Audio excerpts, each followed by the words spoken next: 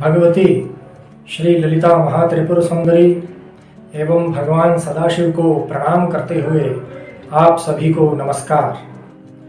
आज हमारे दर्शकों की जिज्ञासा शरद पूर्णिमा के विषय में है। हमारे बहुत से दर्शक जानना चाहते हैं कि शरद पूर्णिमा को क्या करना चाहिए, इसका क्या आध्यात्मिक महत्व है, धर्म के क्षेत्र में इसका क्या महत्व है एवं कैसे हमें इस दिन का, इस रात्रि का सदुपयोग करना चाहिए।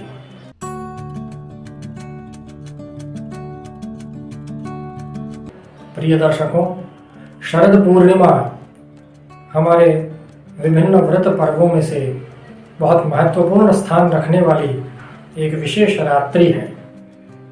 यह ऐसी रात्रि है जो कि कई संदर्भों में हमारे पुराणों एवं अन्य शास्त्रों में बहुत बड़ा महत्व रखती है। हमारे पुराणों के अनुसार इस रात्रि को चंद्रमा की विशेष अर्चना करनी चाहिए।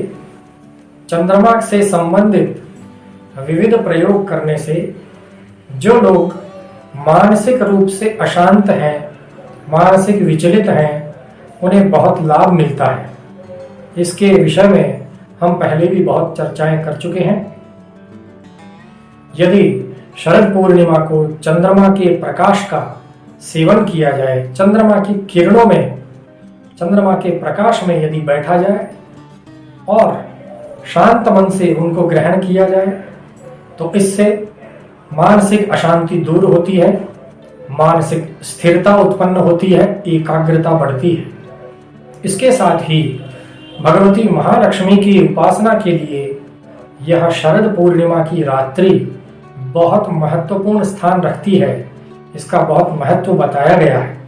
लिंग पुराण के अनुसार निशीथे वरदा लक्ष्मी को जागर्तीति भाषिणी, अर्थात भगवती महालक्ष्मी यह देखती है कि शरद पूर्णिमा की रात्रि में कौन जाग रहा है, और जो व्यक्ति जाग रहा है, भगवती की आराधना में लीन है, उसी के घर में माता महालक्ष्मी प्रवेश करती है। दीपावली को तो माता महालक्ष्मी की उपासना होती ही है। ऐसा हम कह सकते हैं कि शरद पूर्णिमा के ही अवसर से महालक्ष्मी की पूजा अर्चना, आराधना इत्यादि प्रारंभ हो जाती है, जो कि दीपावली पर्यंत चलनी चाहिए। विशेषकर शरद पूर्णिमा की रात्रि को करने के लिए बहुत से प्रयोग हमारे शास्त्रों में बताए गए हैं। यदि हम इस रात्रि में माता महालक्ष्मी की उपासना करते हैं तो भगवती स्थिर होकर के ऐश्वर्य प्रदात्री महालक्ष्मी, जिसे कि ऐश्वर्यदा लक्ष्मी भी कहते हैं, वह हमारे घर में, हमारे व्यापार में विराजमान रहती हैं, हमारी सुख समृद्धि में वृद्धि करती हैं, सुख शांति प्रदात्री कही गई है।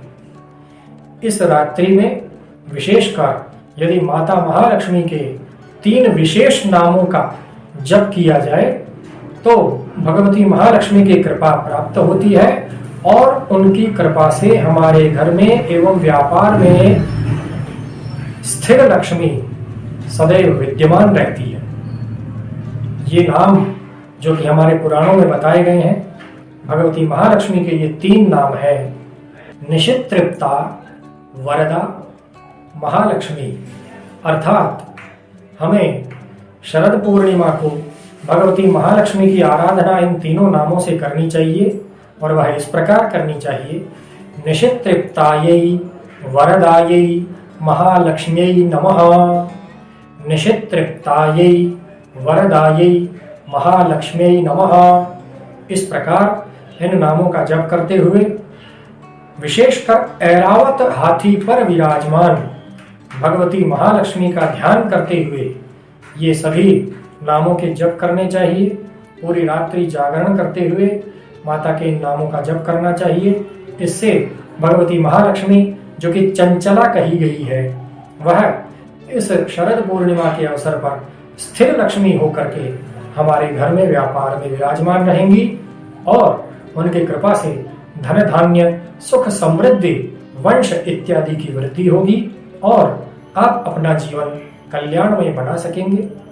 आशा है यह जानकारी आपके लिए लाभप्रद रहेगी और इससे आप अपने अन्य परिजनों, मित्रगणों इत्यादि को भी लाभान्वित करेंगे।